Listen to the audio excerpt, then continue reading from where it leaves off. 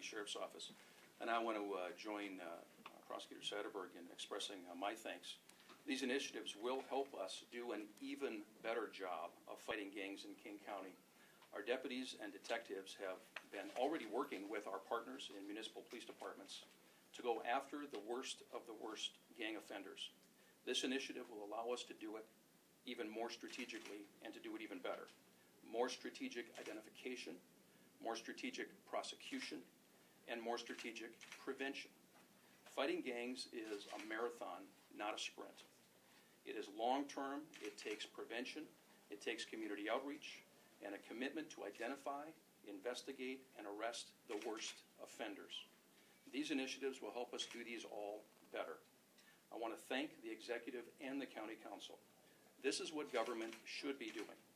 Working together, focusing on a problem, and being thoughtful about solutions. The King County Sheriff's Office has been working aggressively to fight gang activity in our county, and this will help us to do that even better. And I want to thank again the executive and the council. And with that, I will turn it over to Executive Constantine. Thank you.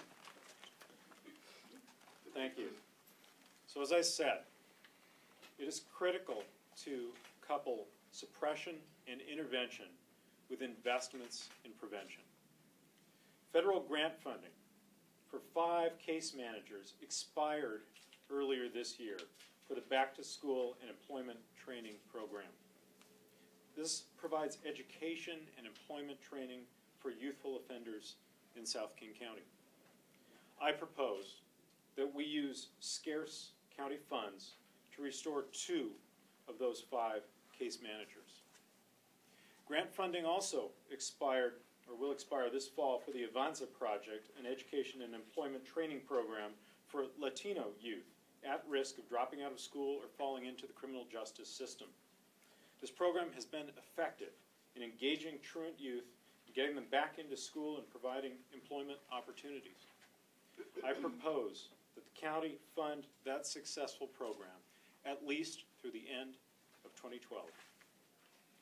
Many women in King County, South King County, are eligible for services, but they don't receive them.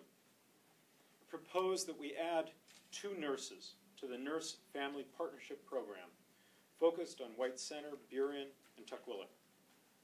This very successful program connects high-risk mothers with services to improve health outcomes, and the result is demonstrably lower rates of involvement for these young women in the criminal justice system. What do I mean? Almost 2/3 fewer arrests and 98% fewer nights spent in jail. What all the programs we're proposing today have in common is speed. They will have a quick effect on the street. They are proven strategies. We don't have to reinvent the wheel. This is not a panacea, but it is an immediate, direct, and strong response to break cycles and help youth. More work will need to be done, and we will be doing that work with the Center for Children and Youth Justice and with the Suburban King County Coordinating Council on Gangs, of which Councilmember Lambert and I, as well as Councilmember Gossett and the chair of our Law, Justice, and Human Services Committee, Councilmember Ferguson, are all members.